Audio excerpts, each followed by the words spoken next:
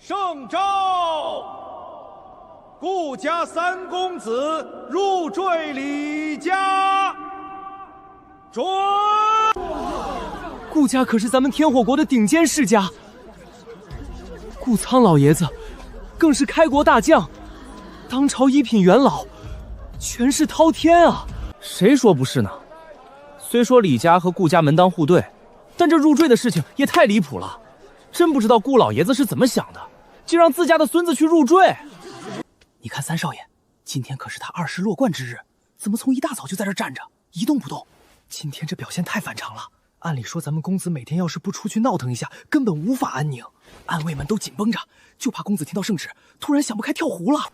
顾家，顾鸿生，没曾想世间真有轮回之说。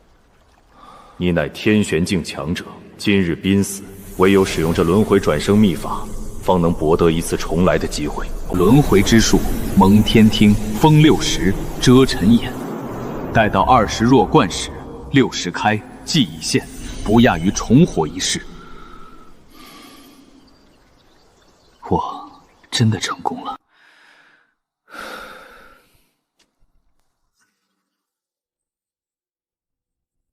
三少爷，您无力吧？三少爷，是不是因为老爷子的决定，才郁郁寡欢？三少爷，老爷这些天又流动托人寻得了一本纯炼体的功法。既然你小时候无法引气入体，这天下名医也都束手无策。我们认知只修体魄，晚上老奴给你拿过来瞧瞧，看看少爷喜不喜欢。好，谢谢义伯了。三少爷，那我先下去了。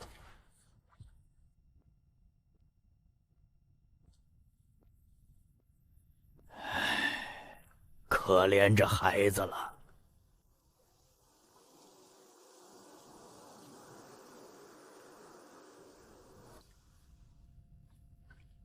60封闭，神智蒙尘，当然无法修改型了。不过现在嘛，一切随我心而已。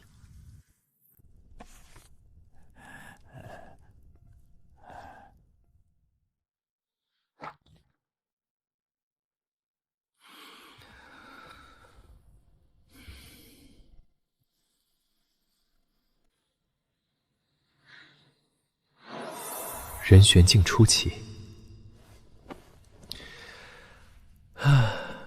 这些年老爷子到底给我用了多少药材？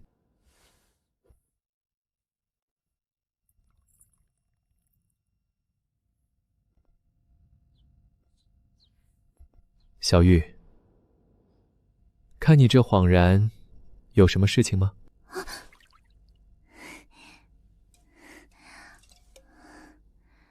少爷，那个……有话就说，别吞吞吐吐的。少爷，刚才二爷的人来过，说二爷让少爷过去一趟。二叔，我知道了。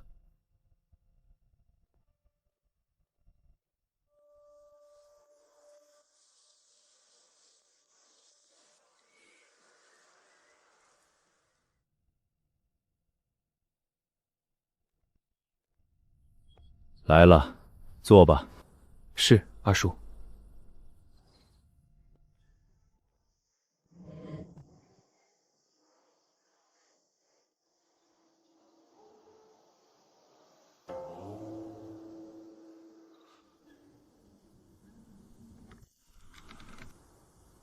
这小子不会又惹出什么屁事儿了吧？今天的态度比起那几次更加的过分了。在顾恒生六绝和记忆未开时，时常在外面惹是生非。整个京城除了当今圣上，就没有他不敢得罪的人。在顾幽默的记忆里，有一次这小子竟潜伏到户部尚书范大人的家中，将范大人掌上明珠的衣物给盗了出来，愣是让顾幽默卖出老脸去替他解决烂摊子。怎么不说话了？你光是偷人家姑娘衣服也就罢了，礼部尚书齐大人的公子又是怎么回事？就因为人家跟你穿了颜色相仿的衣服，你心里不爽，二话不说把人暴打一顿。事发之后呢，你第一件事不还是跑到我这清心院来大喊二叔救命？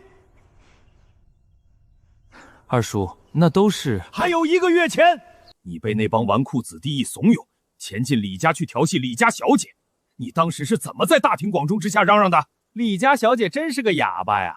这么好看的脸蛋就是不会开口，本公子怎么调戏她都无动于衷，真是笑死本公子了！你知不知道李家当时有多暴怒？人家人扬言，就算和顾家全面开战，也要生生打断你的腿。你吓得惊慌失措，跑到我这里一口一个二叔，叫的那叫一个甜。要不是我和老爷子去李家百般周旋，你以为你能囫囵活到今天？结果呢，惹出了你入赘李家这么一个天大的笑话。你平日里除非犯了事，什么时候对我讲过规矩？进门不是喊二爷，就是直呼老子大名。今天一进门就行礼叫二叔，说你小子又犯什么事情了？别想着老子再给你摆平，老子当年在朝堂和军中积累的那点薄面，早就被你给败个一干二净了。二叔，我没有犯事。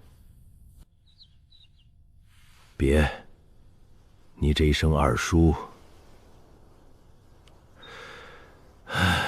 每次都要了老子半条命。老子现在可承受不起了。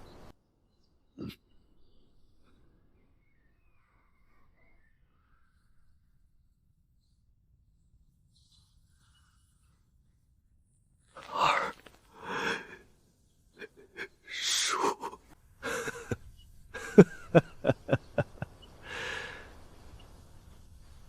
臭小子，老子当年拿命换来的人情都快被你用得差不多了。以后你要是再出啥事儿，老子可没有办法再庇护你了。不知道老爷子这把老骨头还能够挺多久？你就不能够让他，让我省点心吗？我知道了，以后不会再犯浑事了。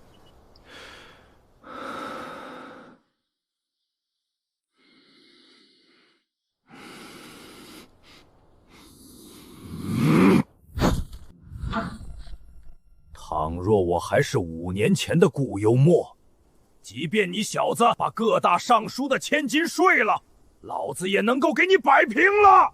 可是现在，臭小子，你不能够再这样了，要学会收敛点了，不然，你要是出什么事儿了，我以后入黄泉了，怎么面对大哥？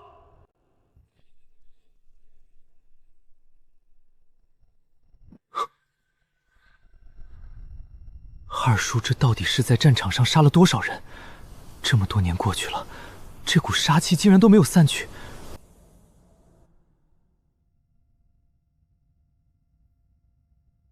二叔，你放心，以后的顾家还有我。你小子不给老子惹事，老子就谢天谢地了。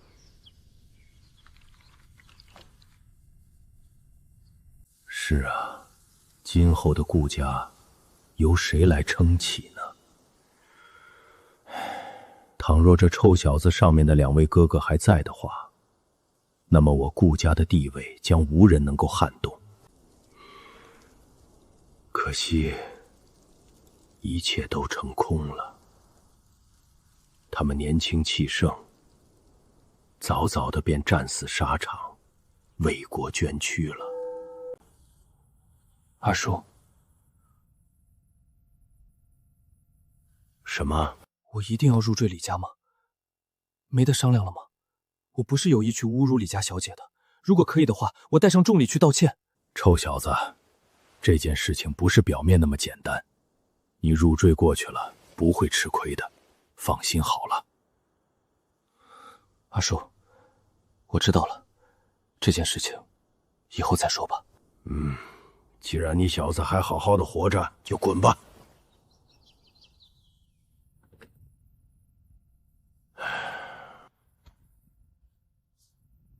是，那二叔好好休息，我先离开了。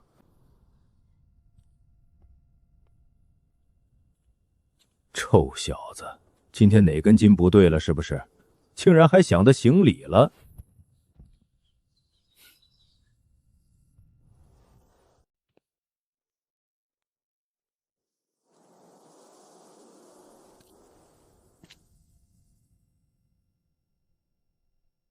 顾家，我顾鸿深的家，永远不会凋零。公子，老爷说这2天要给您办弱冠的成人礼，不能够让您出去。既然如此，那么我就不出去了。公子啥时候这么好说话了？今日兄弟们抽签，谁输了谁来拦公子。我运气极差，抽中了死签，才不得不硬着头皮过来。公子，您刚才说真不出去了？是啊。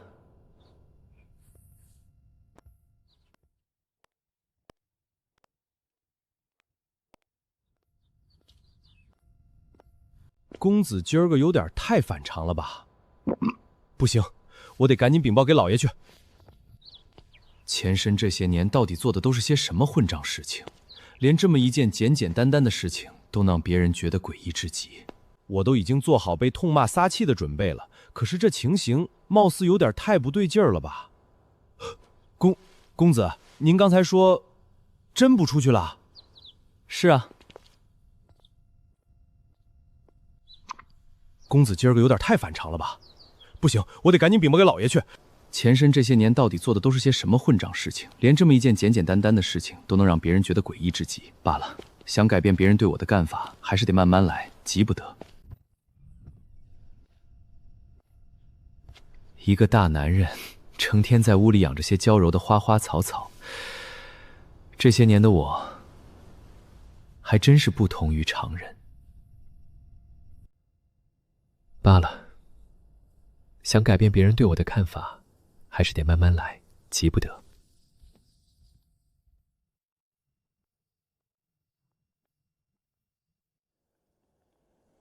不管那顾鸿生名声多臭，有多么纨绔不堪，只要顾老爷子还健在一日，他顾藏的声威就依然在天风国飘荡。这弱冠之礼，咱们不仅得去捧场，礼数还绝不能少。顾家满门忠烈，守护天风国几十载无忧，这份底蕴绝非寻常世家可比。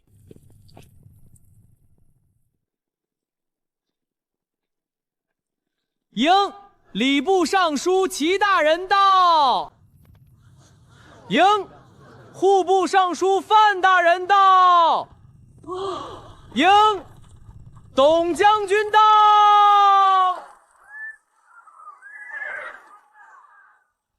快去让少爷出来，别磨磨蹭蹭的。是。不用了，我已经来了。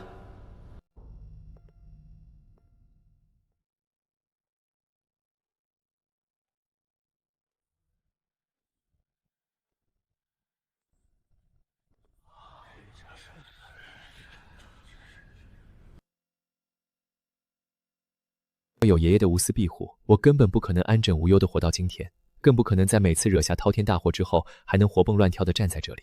来了就好，还不赶紧向诸位大人行礼？诸位大人有礼了。这位公子爷平日里只要少出门闹腾一点，对我们来说就是最大的有礼了。今儿这是唱的哪一出？顾家老爷子戎马一生，英雄无比。如今一看，顾三公子果然是一表人才，风度翩翩，俨然有昔日顾老将军的绝代风坊啊！顾三公子一表人才，还风度翩翩，更是能够有当年顾老将军的风采。现在的人为了攀附权贵，都喜欢这么睁眼说瞎话了吗？今日下官特意带着膝下不成器的臭小子过来，能够参加顾公子的弱冠之礼，实乃一大幸事。今日公子弱冠之礼，我等在此祝贺顾老将军福如海，祝贺顾三公子前程似锦。只要我还多活一天，那么恒生便是多一天无忧，多一天可以让旁人这般睁眼说胡话。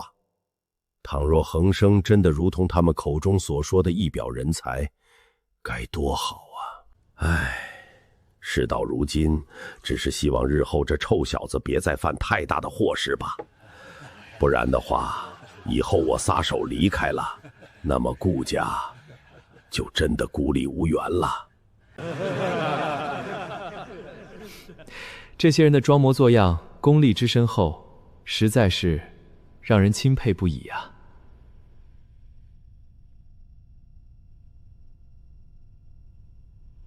多谢诸位大人特来为恒生庆祝弱冠成人，老夫敬诸位大人杯。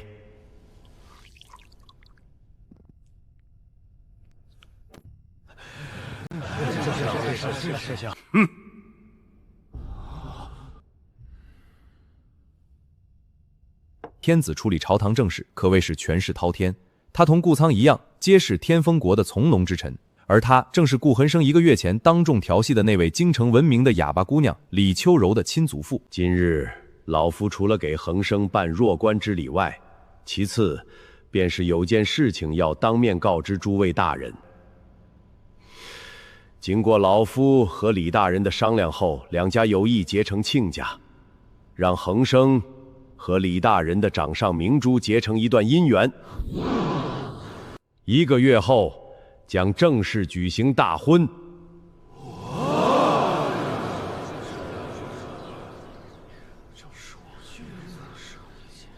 恭喜顾将军，贺喜李大人，两家结持乃我天风国的一大喜事啊！恭喜老将军了。下官听闻李大人的掌上明珠貌若天仙，气质出尘，与顾三公子简直天造地设的一对儿。届时大婚之日，我等定要来后檐讨杯喜酒喝。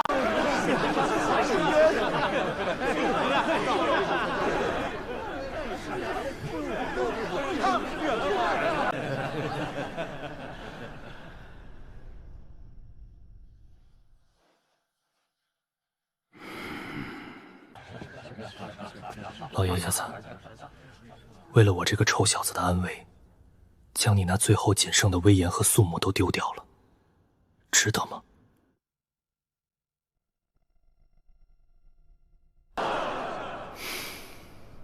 这老爷子，事到如今，既然当着满朝文武的面宣布了此事，看起来是没有任何挽留与周旋的余地了。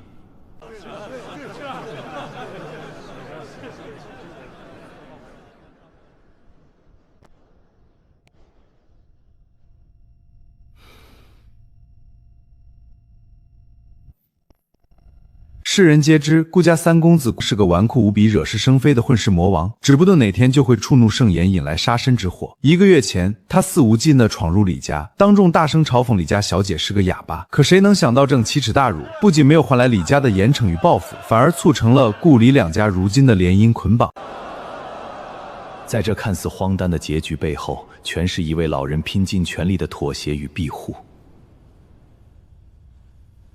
可想而知，为了求得这门亲事，顾苍老爷子私底下和李家老爷子李天元商谈时，怕是处处落了下藤，连那戎马一生的高傲风鬼都丢尽了。平日里，顾苍对顾生可谓是百般严厉，可是想将这个调教成柴。1个月前，顾生更是丝毫不顾后果的招惹欺辱李家小姐，让顾苍一夜之间又苍老了许多。于是，便有了这场用将门尊严换来的顾李两家联姻。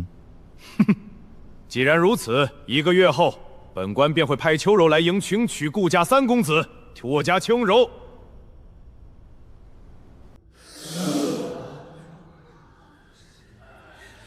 迎娶顾家三公子，李大人这也太不给顾家留钱了，好歹说几句场面上的客套话呀！便依李大人所言。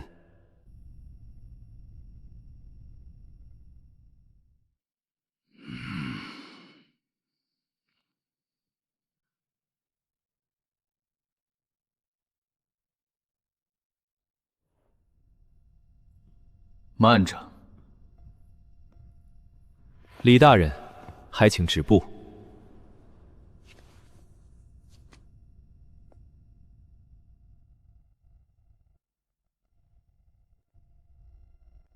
顾公子，还有什么事情吗？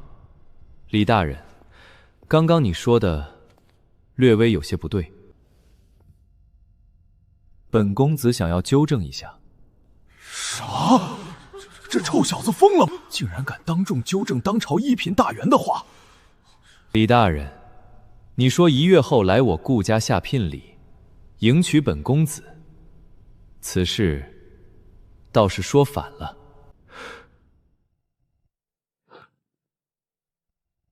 顾公子，你什么意思？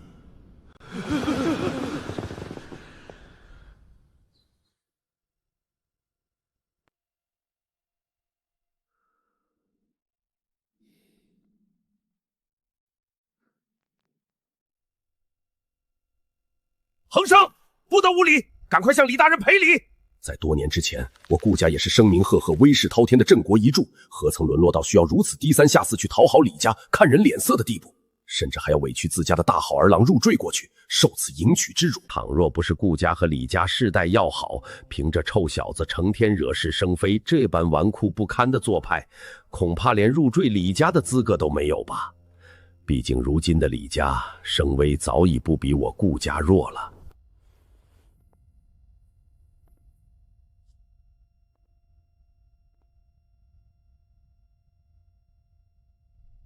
爷爷，若是没有爷爷这20年来的拼死护佑，我这具躯体恐怕根本熬不到弱冠之时便已横尸街头了，更别提解除六指，恢复前世那浩瀚的记忆。这份恩情重如泰山。爷爷，今日还请相信恒生的一切决定。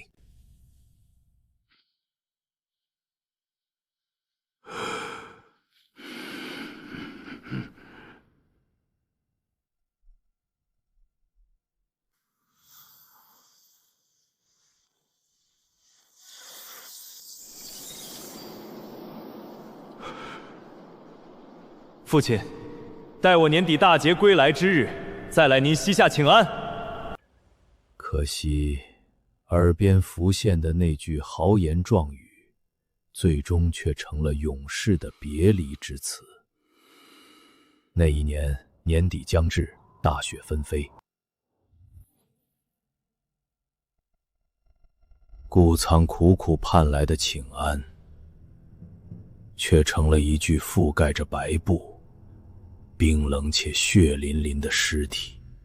自那以后，顾家声威一时间陷入了无尽的低迷，天风国更是痛失了一位百年难遇的将帅之才。昔日那个只会躲在我身后哭闹的孩童，终究是已然成年了。你是我顾家儿郎，一切由你吧。顾老将军这是疯了吗？竟然把如此重大的场合交由一个生个声名狼藉的纨绔子弟做主，这小子到底想干什么？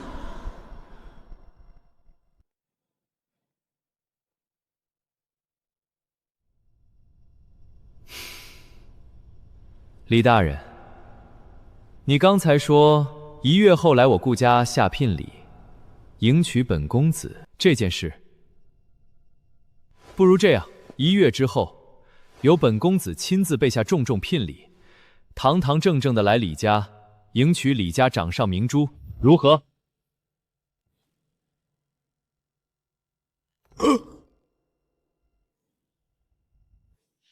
这简直是滑天下之大考！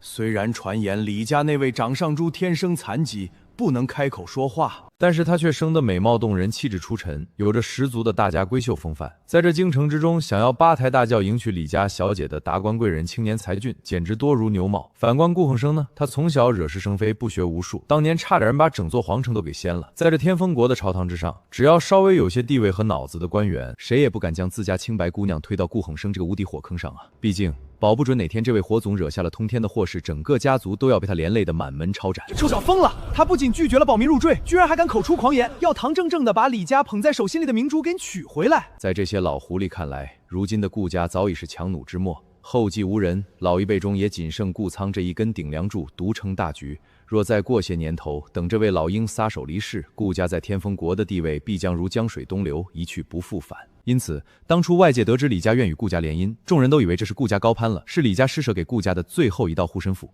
可谁能想到，这顾恒生竟如此不知好歹，硬生生的驳了李家的面子，还口出狂言要主动迎娶。这一举动无疑是在拿顾家点可怜的尊严在刀尖上起舞。毕竟，如今的李家，上有当朝权臣李天元坐镇，下有一众才华横溢的年轻才俊，地位与底蕴早已不遑多让，未来更是稳如泰山。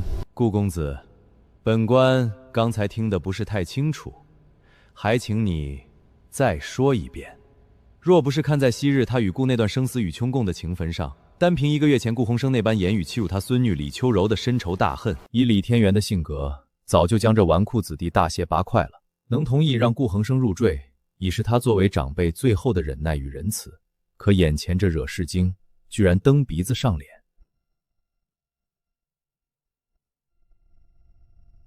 李大人，本公子虽被世人冠以纨绔无用之名，但也是顾家年轻一辈唯一的儿郎。若本公子今日真的入赘了李家，那我顾家还有何颜面对列宗？何谈那威震四方的将门尊严？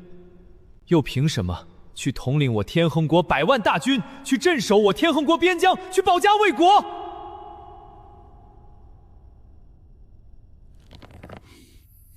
大堂内的空气沉重的令人窒息，众人心中不约而同地浮现出顾家男儿的往昔身影。昔日战场上，一名英武将军浑身是血，即便双腿断，依然坐于的二叔顾幽默，他以一己残躯筑起防线，守住了天风国的国门。在众人的记忆中，顾家大公子与二公子昔日的风采，与如今顾恒生的纨绔形成了鲜明的对比。新人心中蓦然惊醒，若天风没有这一代代顾家儿的舍命镇守，如今的河山恐怕千倍。那早已顾家使车的功勋，顾生生所谓的纨绔与不堪，此刻竟显得如此微不不道。随着这一念头的闪过，大堂内陷入了死一般的沉寂。原本怒容满面的李天元，那紧绷的肩头缓缓垮了下来，眼中的杀憎在瞬间消散殆尽。臭小子！即便顾护生闯下无数祸事，当今上却始终睁一只眼闭一只眼。这哪里是纨绔不堪，这分明是顾家仅剩的火种，是这满朝文武欠顾家的一份宽容啊！李大人，本公子心知，1月前，本公子的孟浪行为，令李家声威受损，也令李家小姐受惊了。因此，本公子愿意接受责罚，亦有担当迎娶李家小姐。但是，入赘之事绝无可能。此事关系顾家门楣，还请李大人见谅。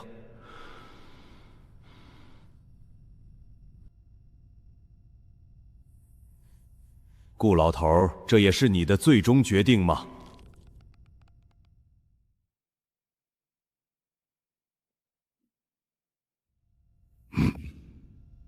李大人，您身为当朝一品重臣，比任何人都清楚，若本公子真的入赘李家，那后果绝非两家之事。这不仅会令我顾家统领的大军军心涣散，更会引起那正在与我天风国交好的国家猜忌议论。在这动荡的时局下，您觉得这真的是天子想看到的吗？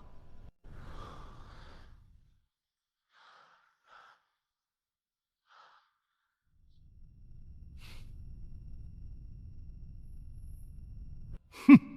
顾小子，本官身为太子太傅，岂会不知其中的利害干系？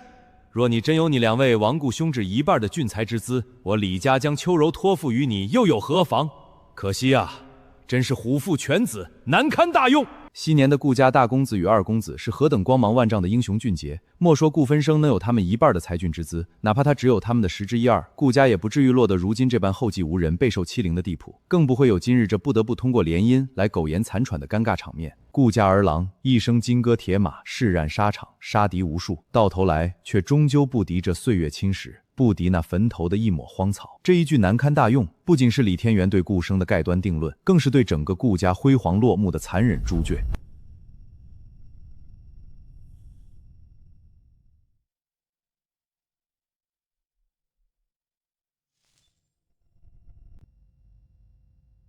李大人，入赘之事，我们暂且不说。本公子之前的行为，确实有辱顾家颜面，甘愿受罚。可以李大人愿意，那么本公子自当赔礼道歉。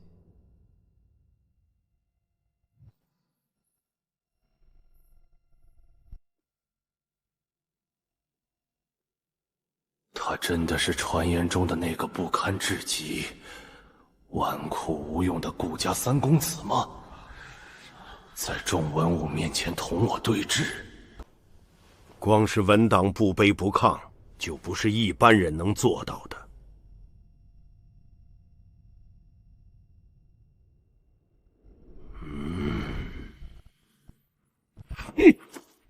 今日之事，削弱作罢。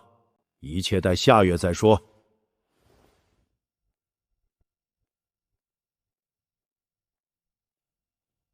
传闻顾家大郎生的三子双虎一虫，而今亲眼看来，怕是有所不同。就凭他今天的言辞和风度，皇城中的年轻一辈都鲜有能够媲拟。然而，他这些年来所做的混账事，又是不折不扣的，这到底是怎么一回事？今日顾之事，是有人教导他的。不，如果真是那样，他那从骨子里穿着出来的孤傲不敬畏的气质，却如此令人心惊。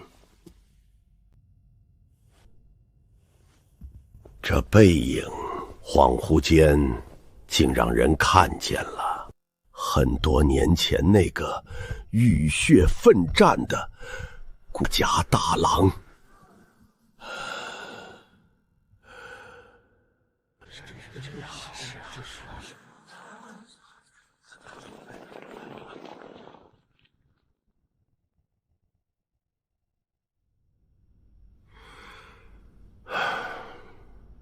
没什么，顾家迟早要交到，扔到这臭小子的手里。趁我还有几年活头，就随他折腾吧。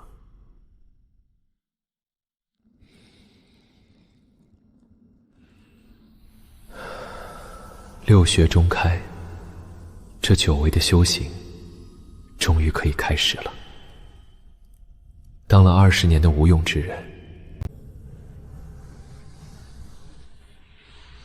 如果这几日突然暴露能够修炼的底细，一定会引起不适与不必要的麻烦。往后的道路充满阻碍，车站能使旁人感知。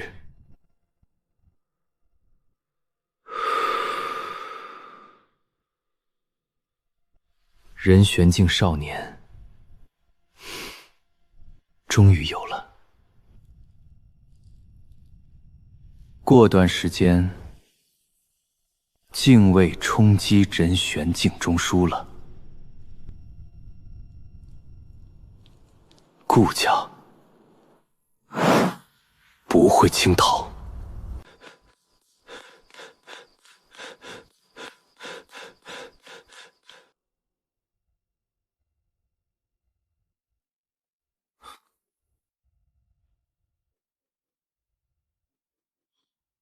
顾公子，有大事相商。但是，半夜的，公子已经入睡休息了。韩公子，你看这个。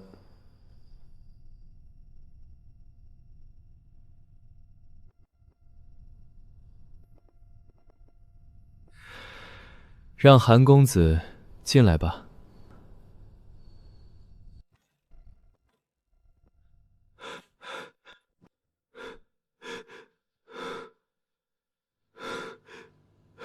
哥，你不是在作死啊？居然敢和李家那老梆子顶嘴！哦，你呀！如果换个人的话，怕是已经横尸街头了。放手！哦，一个大男人的，你不害臊，我还臊呢。哥，你若棍大礼，本来我应该到场祝贺的，但是我家老爷子硬是不让我来，啥让我准备好去军营锻炼锻炼，我那个叫苦啊！叫苦啊！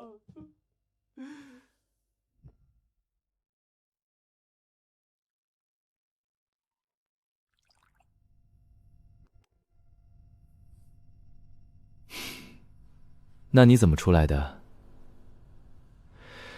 你家老爷子肯放你出来了？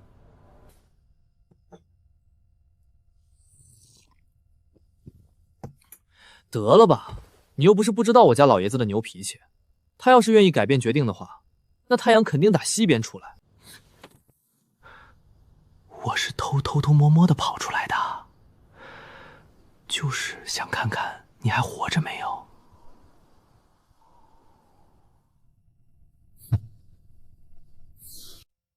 又钻狗洞出来的，可以啊。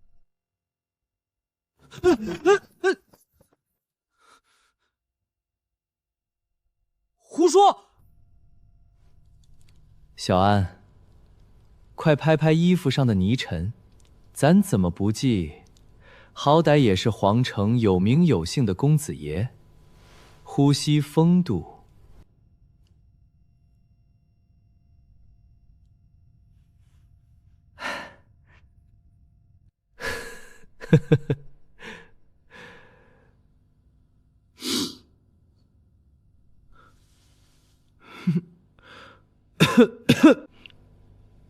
小安，我们有啥正事儿？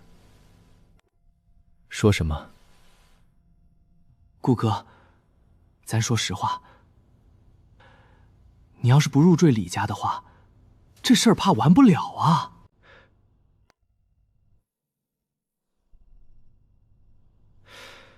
说起这事，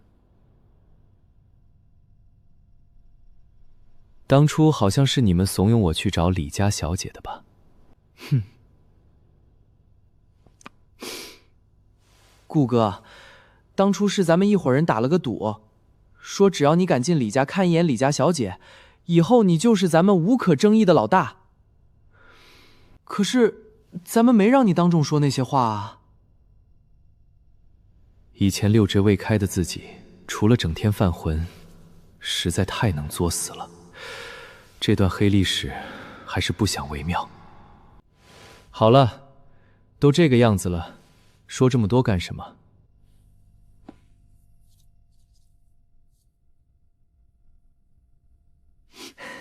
嘿嘿嘿，哥都不怕，我当然也不怕，我就是很好奇顾哥想怎么干而已。不然我大晚上的跑过来干什么？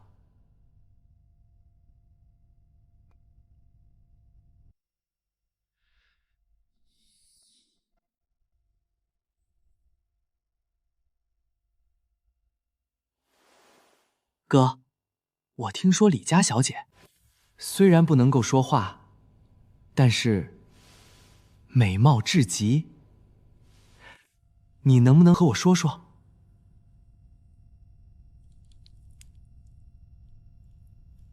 要是李家小姐真的国色天香，入赘过去，应该也不怎么吃亏。就是以后应该不能够风花雪月了，不然估计会李家老爷子给戳死。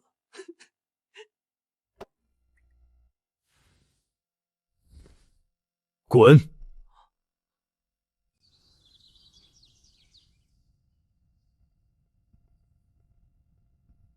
顾哥，咱们该出发了。什么出发？我就知道你肯定会忘记，百梦楼2个月前不是说会有一大批少男少女过来吗？今日已经到了，咱们赶紧过去，说不定就能碰到了中意的年轻姑娘。嘿嘿。百梦楼倒是熟悉至极，毕竟以前可是那里的常客。不过我可不是去寻花问柳的，而是去惹是生非的。那就去看一看吧。那咱们快走。去晚了，要是站不到好位置，就尴尬了。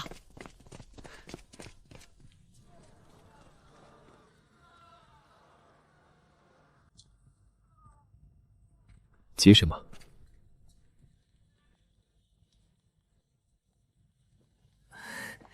也是，有顾哥在这里，还怕挣不到位置不成？咱不急，不急。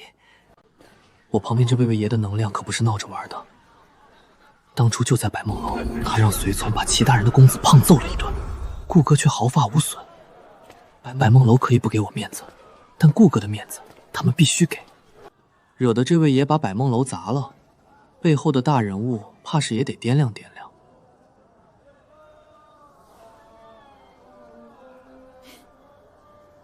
走吧。好嘞。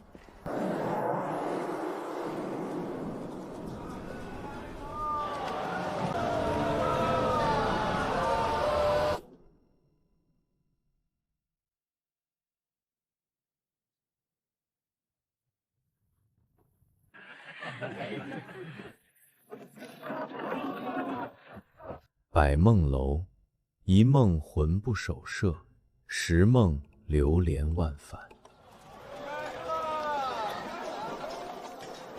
其背后的势力绝不简单。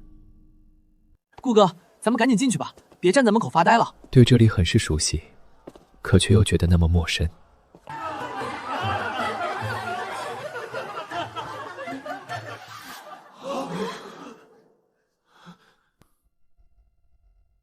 昨日当众服了李天元面子的人，他竟然还能出现在这儿，胆子大破了天，也只有这位爷敢这么干了。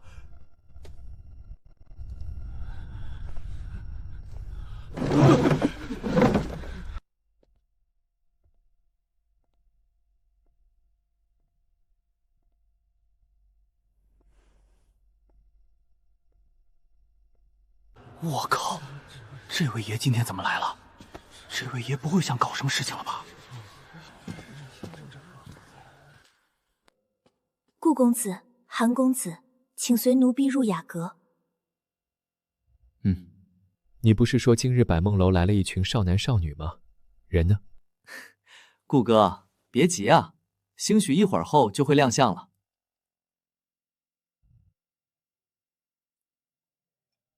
好吧。太安静了，哥你等会儿，我去叫冉姑娘过来给你抚琴一曲。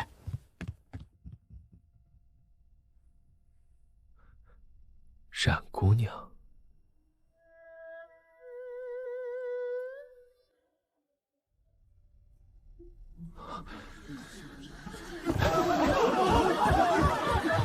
从今天开始，程熏冉便是我的女人了，谁也不能够亵渎她半分。本公子要把她娶回家门。将门世家竟然妄图迎娶花楼女子，这成何体统？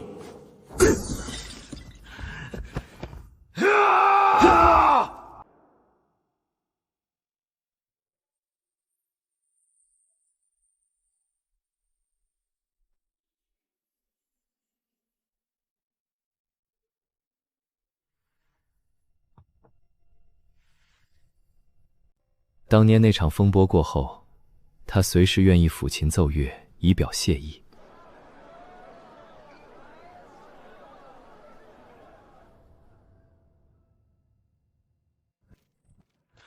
顾哥，出事了！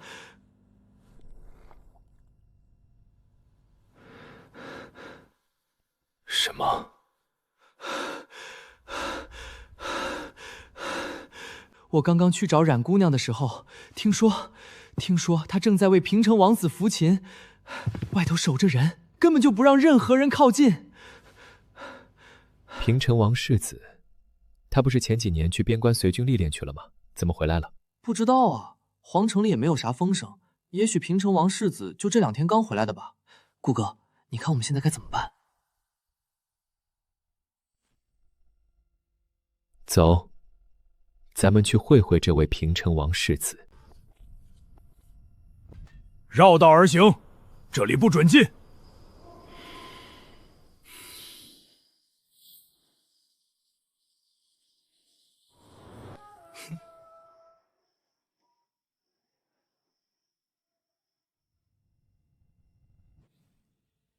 哦，你们确定要拦着本公子？这我家世子正在里面饮酒听琴，还请公子莫要打扰。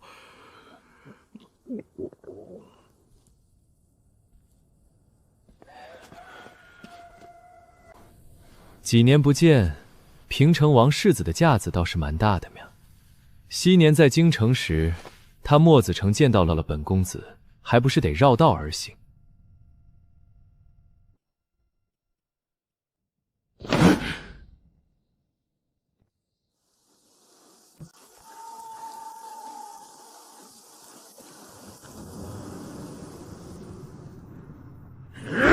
放肆！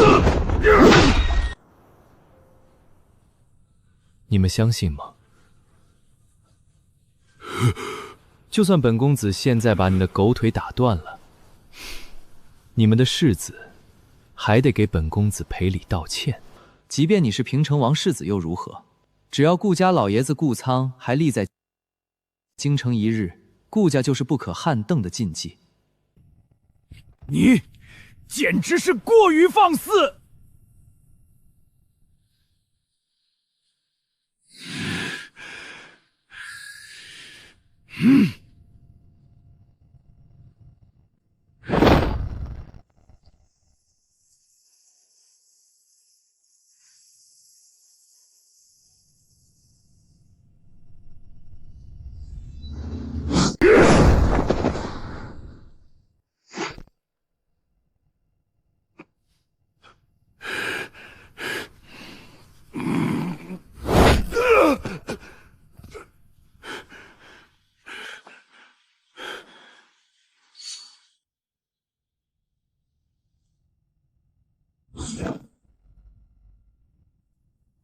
公子，留他们一命，教训一下就好了。是。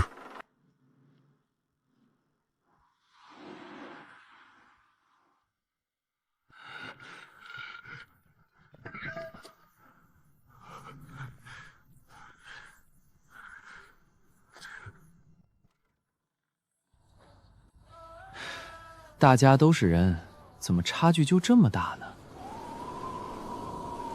哦，差点忘了告诉二位，刚才那位爷姓顾，就是京城顾家的顾。什么？顾家？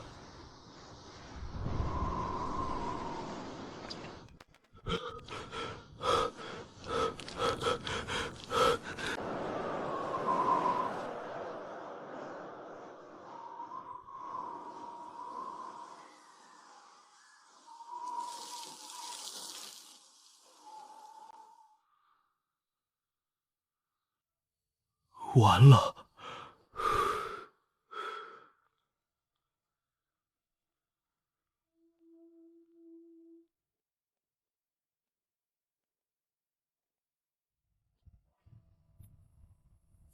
顾哥，接下来咱们该怎么做？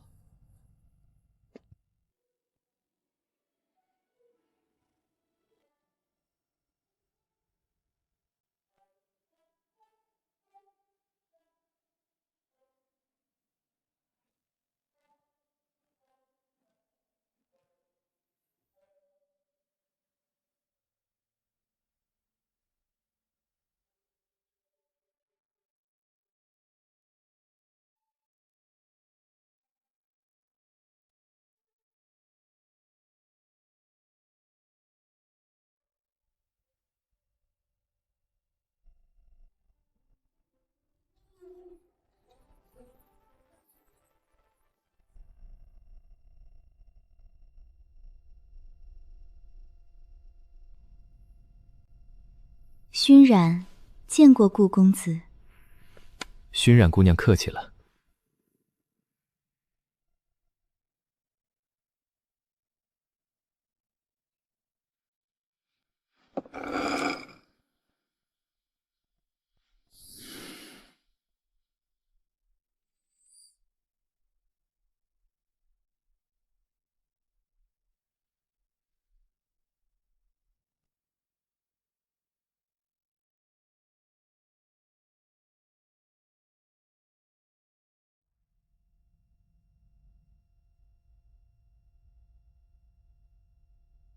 他怎么来了？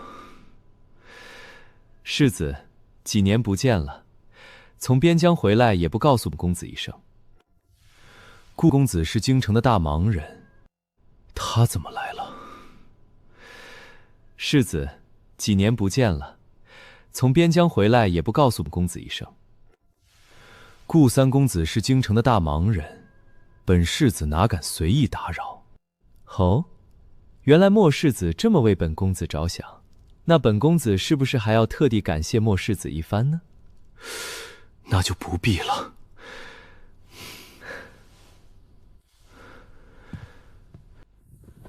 既然如此，如果莫世子无事的话，便请出去吧。本公子还要听冉姑娘弹奏几曲，就不招待世子了。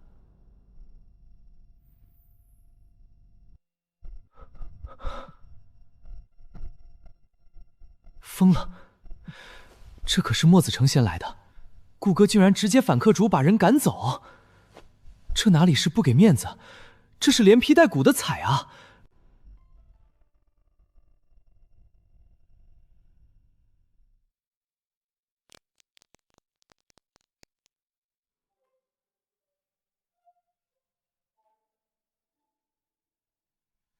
真不愧是我哥，这京城之中敢把平城王室得罪得到这份上的，怕是唯有顾恒生人。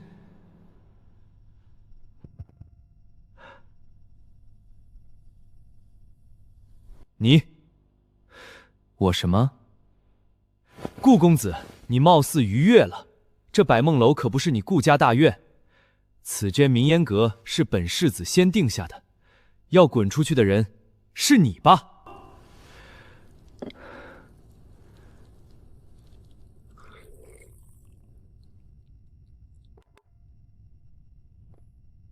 你信吗？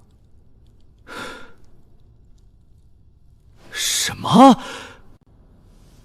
又来了！顾哥这葫芦里到底卖的什么药？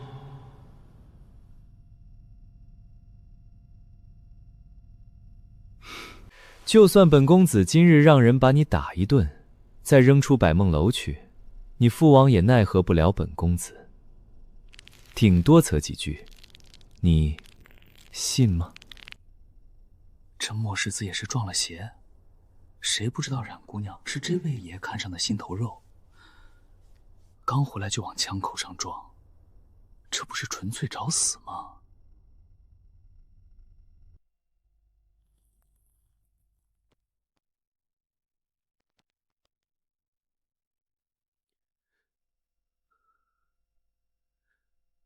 莫世子，请吧。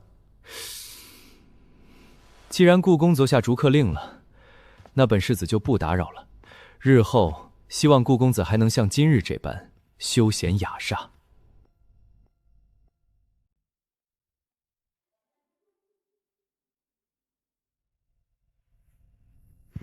公子，今日想听什么曲子呢？熏染姑娘随意弹几曲就好。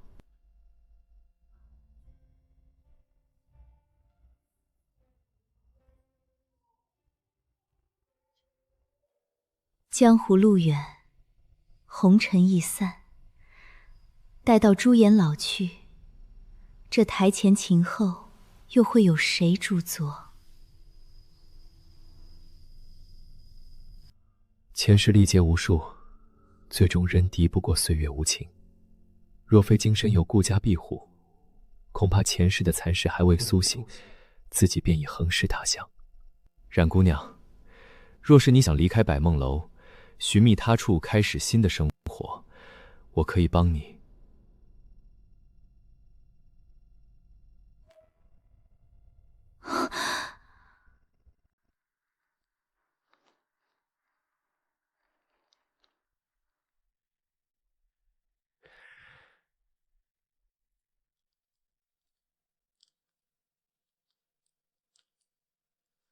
熏染多谢顾公子这么多年的照顾，只是熏染一介弱势女流，离开了百梦楼，在这世道上又怎能安身立命？不如就留在百梦楼吧，趁着容颜未老，为她多弹几年曲子，这就够了。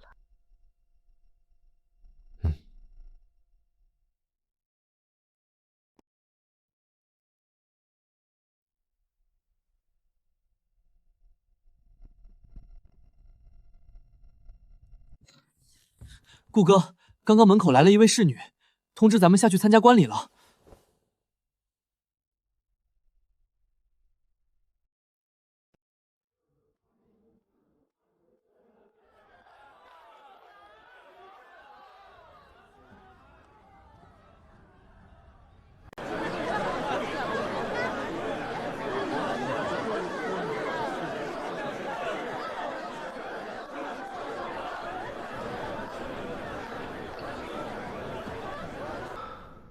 顾少爷下来了，我靠！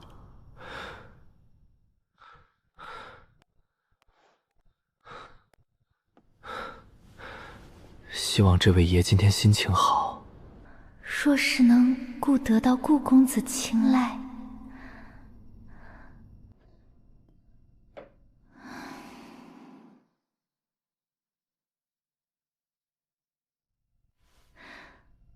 若是能像明烟阁的程欣然一样，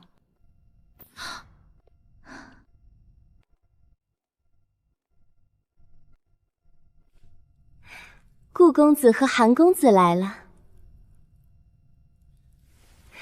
公子们快些入座。顾家不可轻惹，随他闹吧。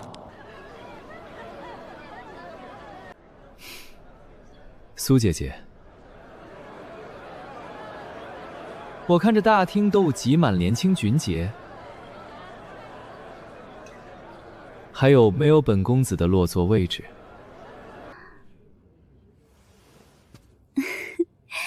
顾公子说笑了，公子的位置早已经安排好了，姐姐这就带顾公子和韩公子过去。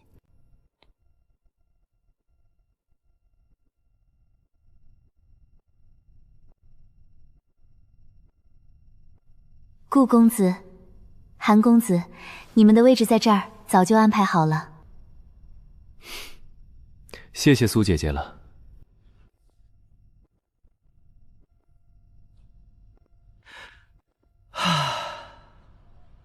以往这第一排的座位，要么高价售卖，要么是留给权势滔天的大人物。我虽然是兵部尚书的嫡孙，家里老爷子不管我的小打小闹，我也根本没这么大的面子。顾公子客气了，姐姐先去安排观礼的仪式了，会儿给公子敬酒。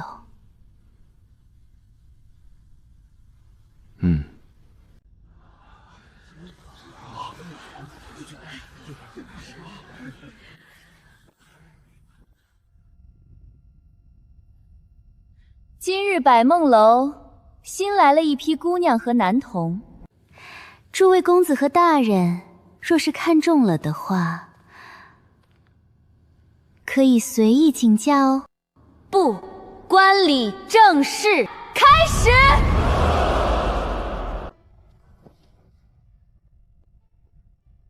千之石已然恢复，这些貌美女子在我眼中不过是红粉骷髅罢了。倘若不是为了隐匿自己的锋芒，我恐怕连踏入这百梦楼的兴致都没有。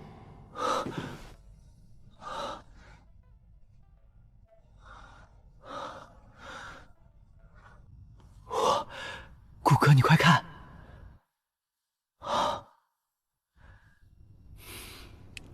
中间那个美女的腿是真的白。顾哥，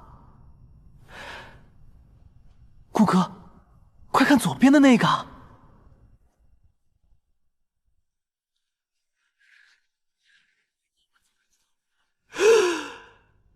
顾哥，你看到没？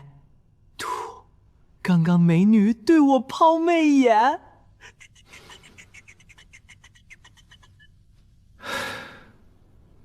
你这憨货，注意点形象好吗？哼。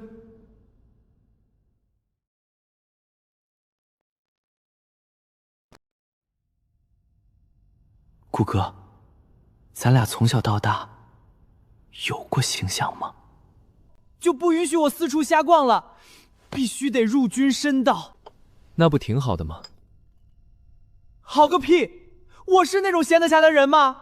让我今后不能够寻花问柳，只能天对着一个女人，我感觉自己会疯掉的。其实还有一个办法能够让你想干啥就干啥，你家老爷子和你老爹绝对不会阻拦你。啊，什么办法？把你老爹狠狠揍一顿，揍到他没有脾气。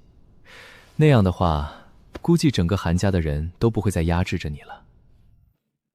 与其这样，我还不如祈祷我老爹归天的那一天。至于暴揍我老爹，不存在的，我不被他打死就不错了。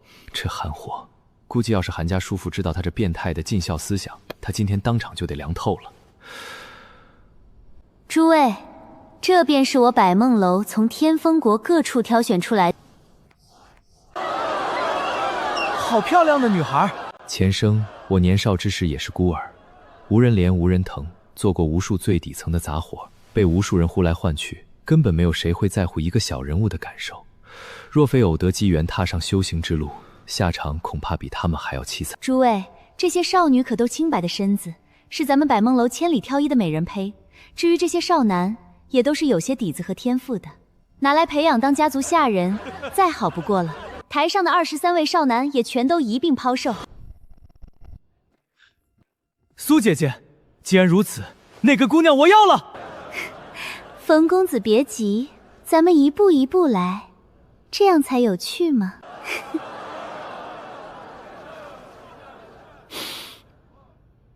也是，今日可蹦够急，得慢慢来。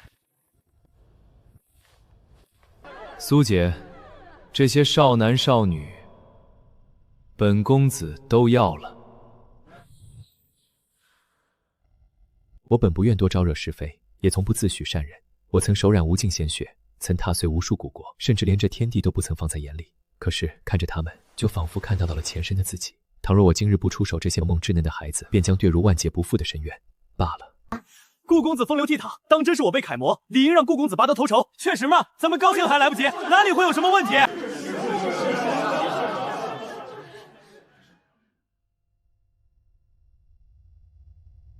我说了，这些人我都要了。一个一无是处的纨绔少爷，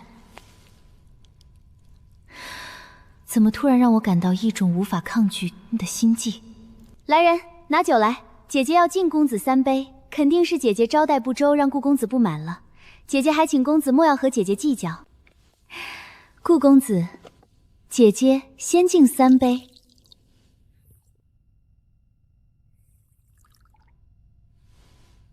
还请公子莫要责怪。苏姐姐，本公子不是在和你开玩笑。这些人，本公子都要了，你开个价吧。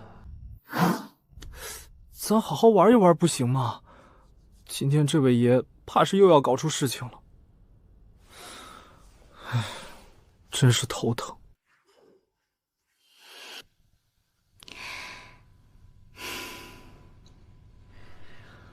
顾公子，即便姐姐答应让你带走这些人，可是这些公子和大人也不会答应吧？顾公子，此事确实不能够如此。如果今日你将这些人都带走了，那么我等不是白费心思了。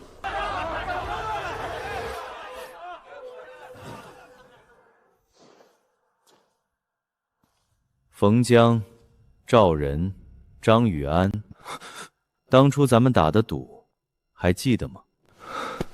如果诸位公子不记得的话，那么本公子就好好说说当天的详情，帮你们回忆回忆。哥，老大，咱都记得呢，不用帮咱回忆了啊。老大，咱都记得，你说啥就是啥。从今天起，你就是我张宇安的老大了。既然你们都这么说了，那么本公子身为老大，带走这些少男少女，有问题吗？对，咱们老大要了台上的少男入女，我冯江是100个赞同。弱女人吧？没事，这钱自当由我的一群小弟出。苏姐姐还请放心。怎么，你们不愿意？难道你们还要我这个老大付钱不成？还是说你们根本就不认同我这个老大？愿意，当然愿意，你说了算。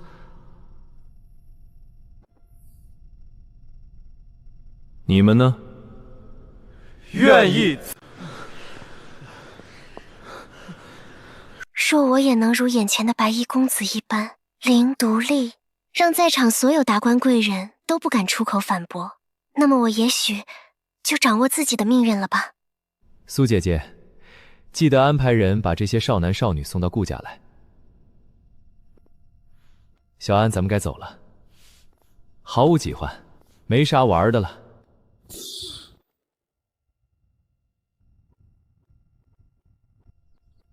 天哪，还有什么事比这更爽的吗？哥，你是我亲哥！我劝你早点回家，不然你有老爹估计会打死你。咱们都是世家公子，为啥差距那么大？都和你说了，你要是能够揍赢你爹了，你韩家还不是你说了算？揍我爹，算了，我还是等着他归天的那一日吧。快滚！唉，韩家家好歹也是将门世家，韩老爷子更是官拜兵部尚书，怎么就生出了这么个韩货？我那是之前6爵未开，和他不一样。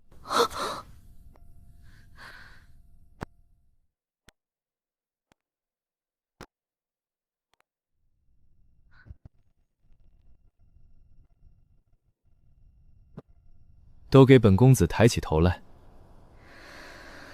不愧是百梦楼，天赋看起来都不错。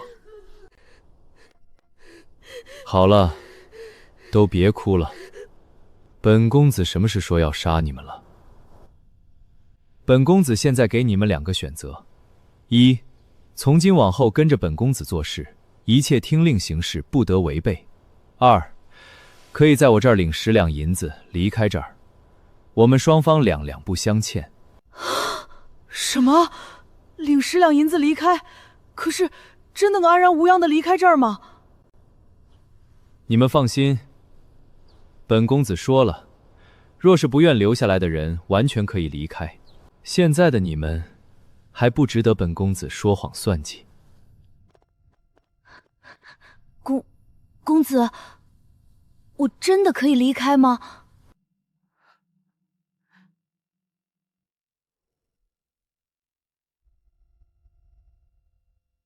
当然。多谢公子，我想离开。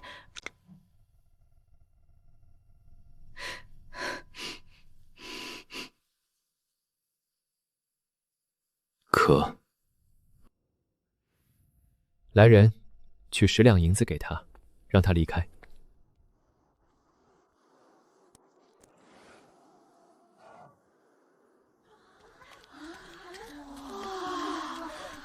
公子，我也想要离开。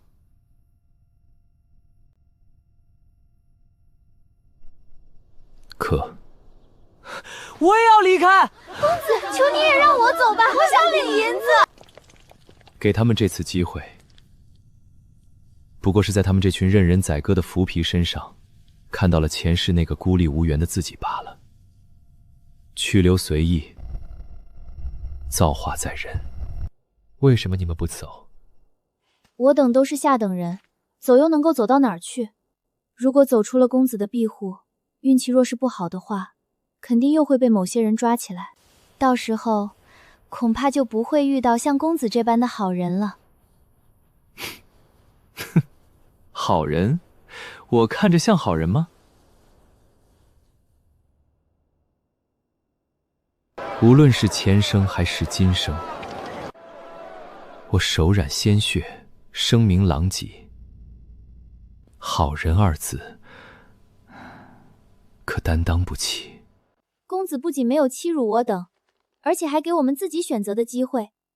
在我们看来，公子就是天大的好人，没有谁能够比得上。你叫什么名字？回禀公子，我叫宫心月。宫心月，从今天起，其余的5个女孩便跟着你，至于怎么管教，就是你的事情了。不要随便给本公子惹什么乱子就行了，知道吗？是，公子。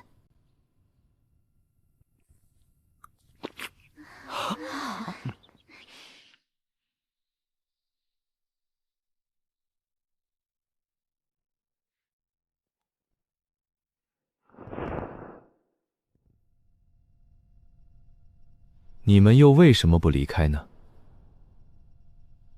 难道不害怕本公子说话不算话吗？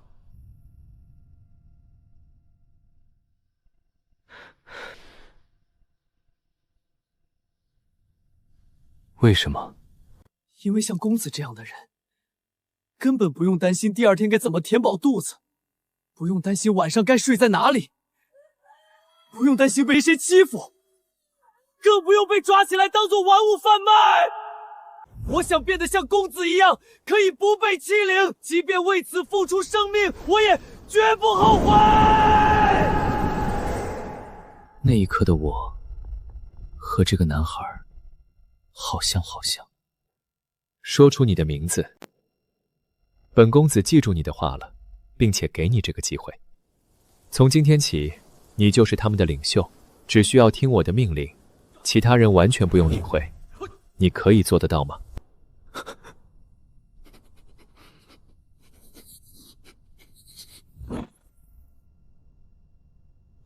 上官海，一定不会让公子失望的。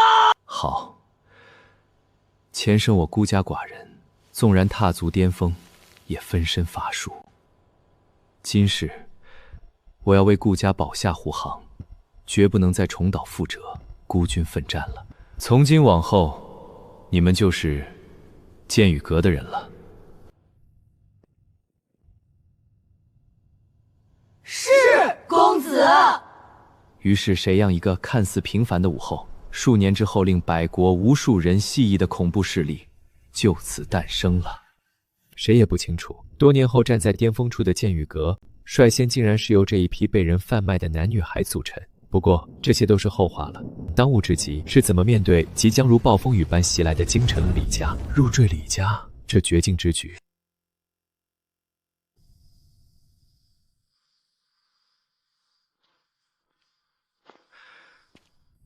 二叔，这么晚了，还不休息吗？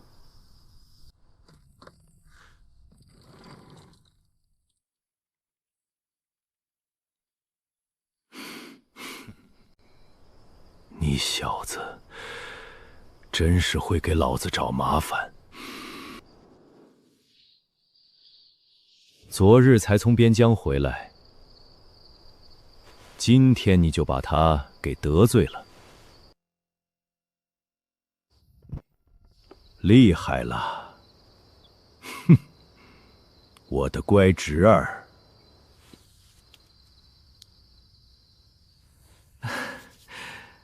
这都是小事情，无伤大雅。感情在你小子的眼里，原来对太得罪平行王是小事情。二叔明白了，是不是当众折了百梦楼的面子，强抢那批美人胚子？才入得了你顾少爷的眼呢？二叔，我这不是强抢，我是买下来的。你快活潇洒，让张家公子和赵家公子等10余位世家公子为你付账。顾公子果然霸气啊，一次又得罪了这么多豪强。这个，二叔，我有分寸的。分寸？你小子要守分寸，会让我顾家仇敌布满整个京城。你小子要是能够让老子省心，能够四处去寻花问柳，你小子要是有一点点出息，老子和你爷爷的头发会白得这么快吗？一直以来，倘若不是有着老爷子和二叔拼尽全力的庇护，以我这副躯壳以前惹下的祸事，怎能安稳的活到现在？二叔，对不起。二叔，还请你相信恒生。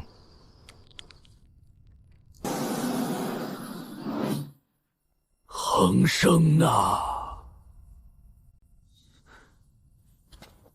二叔，孩儿在。我顾家满门忠烈，年轻一辈，如今只剩下你了。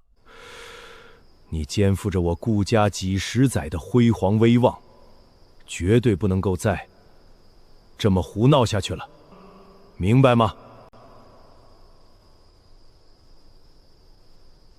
恨自己无用，成了一个废人，让一个昔日名震天下的大将军常年与轮椅病榻为伴，这是何等残忍的折磨！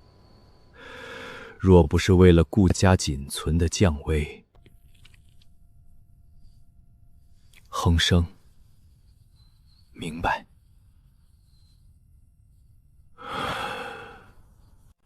明白就好，回去吧。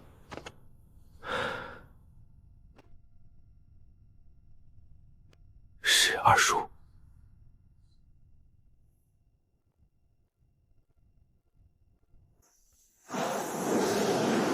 二叔，我顾鸿生的顾家绝不会没落。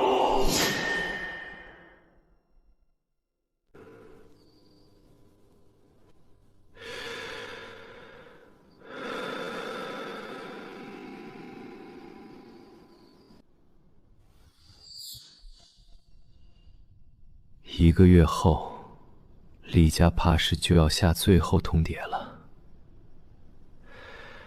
看起来，我需要加快自己前行的步伐了。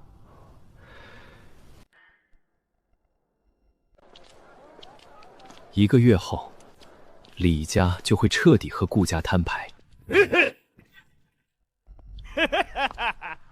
入赘，绝无可。我乃天玄境境巅峰强者，就算给李家赔罪，迎娶李家小姐，也是给足了他们面子。但这牵扯重大的入赘之辱，我顾鸿生无论如何都不会答应。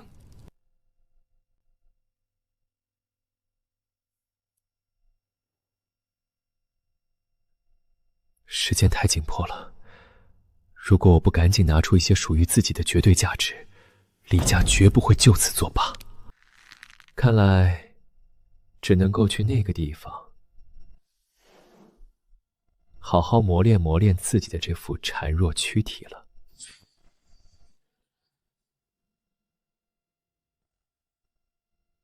这臭小子一大清粥早，要么是已经在外面花街柳巷鬼混了，要么就该四仰八叉的躺在床上呼呼大睡。今天太阳打西边出来了，居然头一次这么早跑来找我。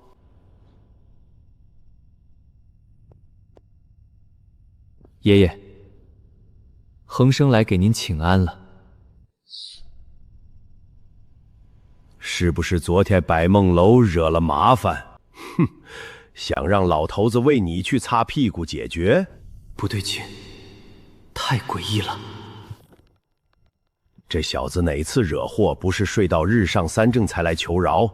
今天一清早就来，莫不是这臭小子暗地里惹到皇宫里的大人物了？可是说不过去呀，我每时每刻都派了顶交手暗中保护他，有什么惊天大祸能够瞒过我的耳目？爷爷，不是这事儿，您想多了，孩儿就单纯的向您请个安，顺便说点事。不过，按照我这具身体以前的混账性格来说，好像活到这么大，还真没有一次是真心诚意来请过安的。我竟无言以对。说是，你千万别和老头子我说又惹了什么屁事。哼，眼前李家的这道坎都还没有迈过去，老头子没有狠狠揍你一顿就不错了。别指望老头子现在还有心情去给你擦屁股。感觉自己和老爷子交流起来简直太困难了。不过这也不能怪他们，只怪这具身体以前实在太混账了，信用彻底破产。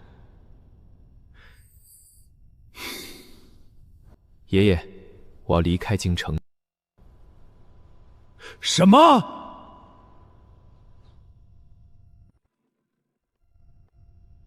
离开京城？你给老子再说一遍！爷爷，我已经决定了，只是怕您担心，所以提前告知您一声。还有就是，希望您撤掉暗中保护在我身边的高手。眼前的孙子似乎在不知觉中变成了另外一个人，他身上那种常年萦绕的浮躁、纨绔与虚浮之气荡然无存，取而二战的是一种如渊腾月ลื่般的沉静与深不可测。你知不知道，老子要是把护在你身边的高手给撤掉了，以你惹是生非的本领，你怎么死的都不知道。爷爷，请您相信我，我不会再让你操心和失望了。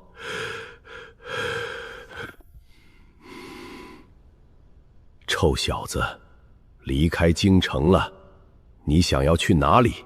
爷爷，孩儿已经懂事，真的懂事了，您就相信孩儿这一次吧。我知道爷爷是担心我遇到危险，但剑虚之行势在必得，若不能得到他的手寸，以他的手段，我断然走不出这顾家大门。混蛋小子，你说你要去剑虚，你知不知道那地方的恐怖？知不知道那里危机四伏？你刚才还说让老子撤掉保护你的人，你是不是在京城闯祸闯腻歪了，想去找死了？3000里剑虚，300万死灵，我自然明白其中的危险，但是我绝对不去找死，而是有不得不去的理由。还请爷爷最后一次相信我。老子不同意，滚蛋！哼！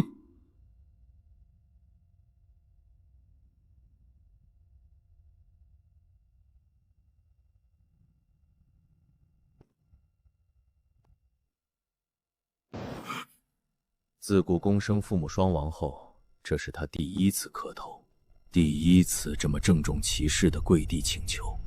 哪怕是以往惹下统边天的弥天大祸，他也从未如此低微的恳求过。爷爷，孩儿已经懂事，真的懂事了，您就相信孩儿这一次吧。我知道爷爷是担心我遇到危险，但剑虚之行势在必得，若不能得到他的手寸，以他的手段，我断然走不出这顾家大门。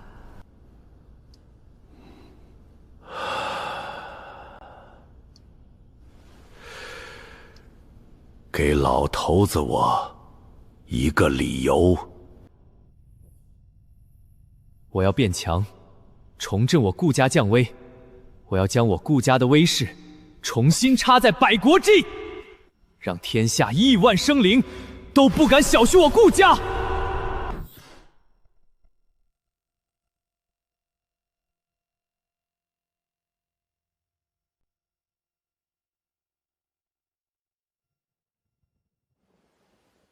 痛慢慢从心底蔓延，看着他终日惹事，其实老头子比谁都心痛，却毫无办法。一直苦寻炼体之术，就是盼着他有朝一日能守住顾家的声威呀。臭小子，你已经有具体的打算了吗？有。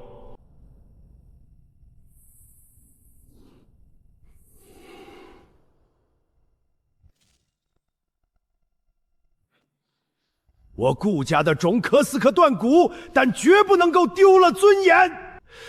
既然你已经下定绝云了，那么老头子我便相信你一次。去吧，1个月后记得回来。爷爷，不负您所望。建虚，百国之地的一处汉室遗迹。传闻100年前，一位剑修因爱惹怒顶尖皇朝，面对10年不休不止的围剿追杀，他不仅未死，反而于血色中不断变强。今日他降临皇城。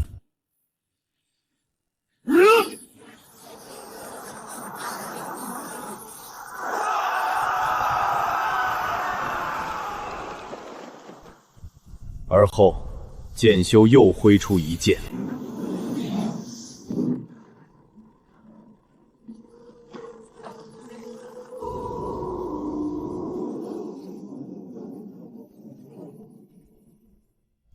百国骇然，皆称以触摸那万中无一的天玄境，尊其为天下无敌的剑尊。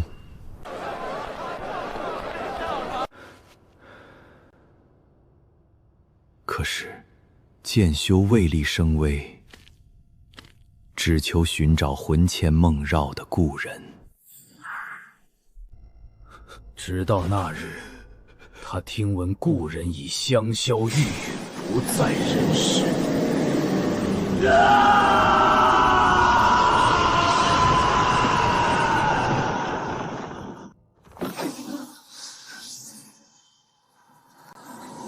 而后他疯了，在废墟之上放了一支震撼，他挥出了毕生最强的一剑。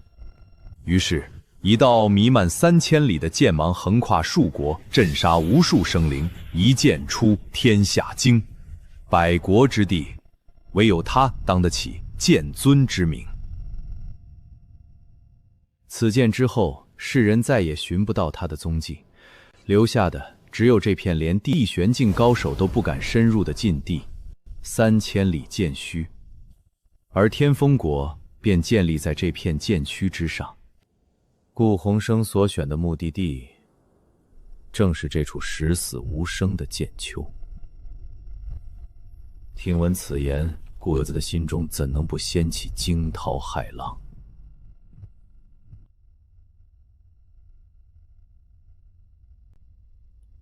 老爷，真的让小公子一个人去这么危险的地方吗？要不让老徒暗中跟着小公子吧。义伯曾随顾老爷子南征北战，血染江山，他是老爷子的左膀右臂，也是顾活生极为敬重的人医。无需，随他去吧。他已经长大了，该承担起一个我顾家男儿的责任了。把安插在他身旁的人撤掉吧。老爷，这样真的妥吗？既然那臭小子都下定了决心，那么就放手吧。我顾家儿郎没有孬种。老粗相信小公子一定能够回来的。应该会回来吧，我心里其实也没底，我又怎愿让他去冒险？可是他的话语一直在耳边萦绕，让我根本无法拒绝。一定会回来。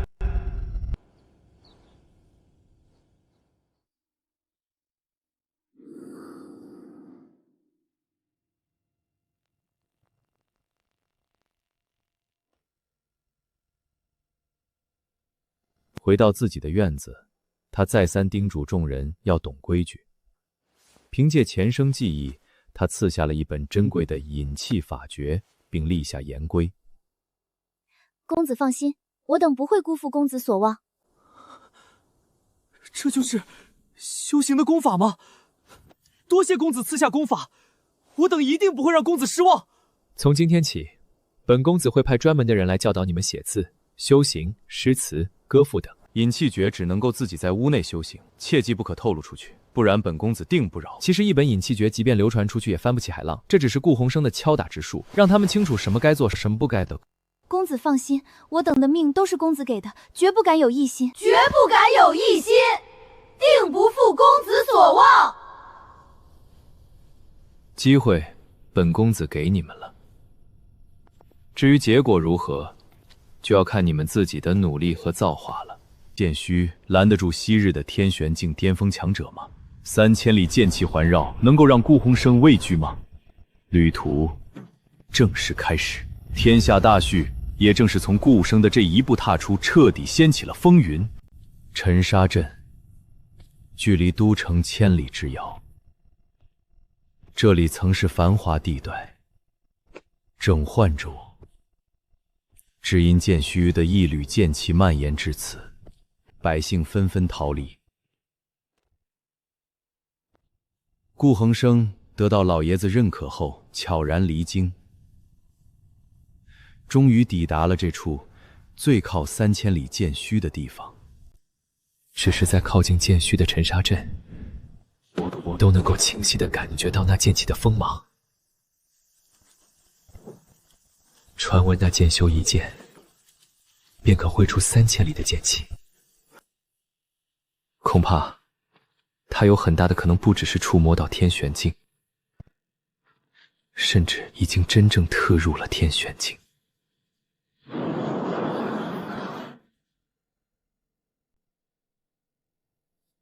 沉沙镇这含有人烟的地方，竟然还有和一座酒馆。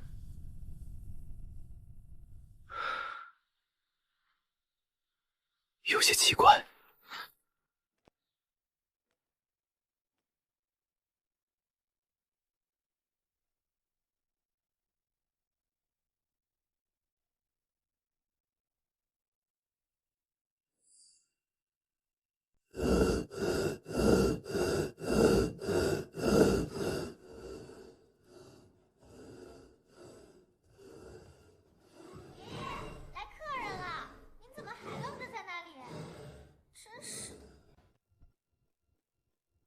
公子，请问你需要什么？随便上点酒菜。另外，我想留宿一夜，不知可否？当然可以了，公子你稍等一会儿，我这去给你准备下酒菜，顺便帮你打扫一间上等客房出来。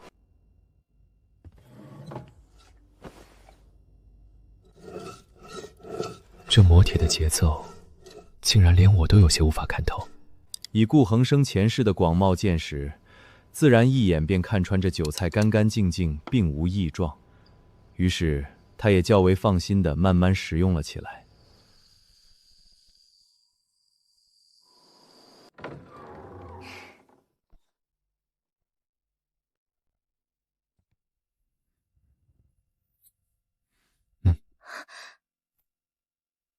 多谢公子，公子出手真是阔绰。公子叫我温若梅就好。楼下那个磨铁的老头是我爷爷，我们爷俩相依为命。10年前流落到了这沉沙镇，便整理了这家酒楼，赚些银两谋生。虽然这沉沙镇没什么本地人定居了，但也经常有人出没。毕竟这可是最靠近剑虚的地方，好多人都渴望能从剑虚中得到一些机缘呢。在这看似随意的闲言碎语中，顾福生对这对神秘的爷孙和这处客栈有了初步的了解。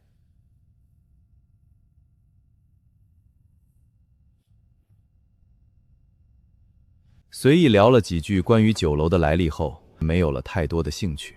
他转身跨入客房深处，将门窗关闭。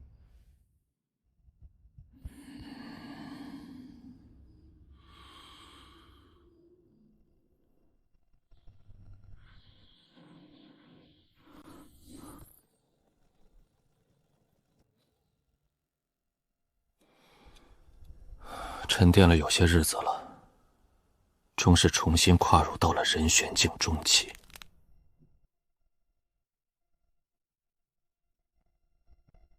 一夜无话，安静至极。公子慢走，有机会的话，还请公子可以来照顾一下小店的生意。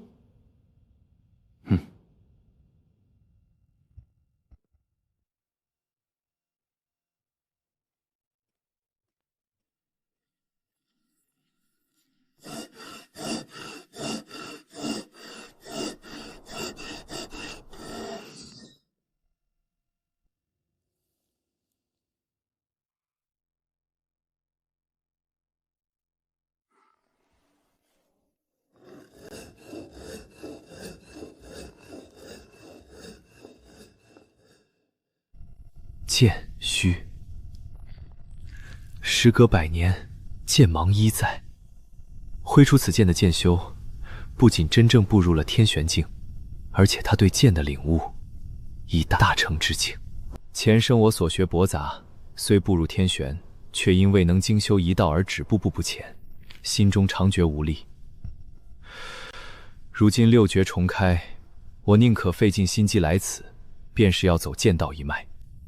剑乃百兵之首，这一世，我定要以剑破九霄，超越，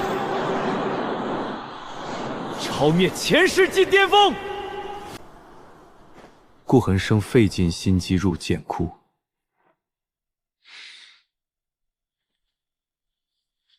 不仅为剑道真意，更是要借助这满谷的杀伐剑气。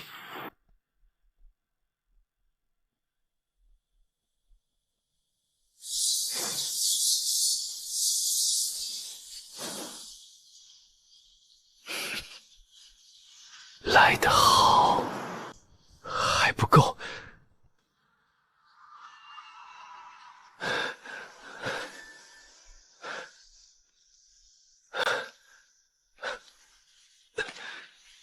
这点点剑气，还远不够。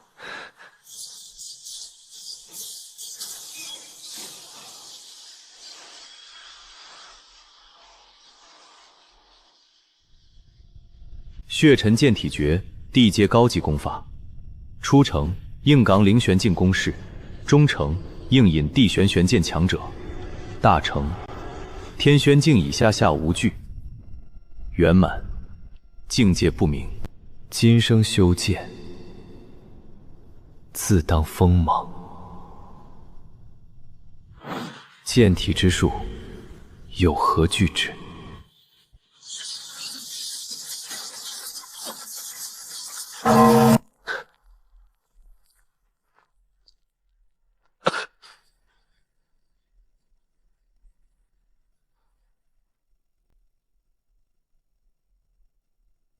时间一点滴流逝，从日中到黄昏，顾生如入定老僧，未曾移动半分。他在用这天地间最锋利的凶器，铸造自己的不灭剑体。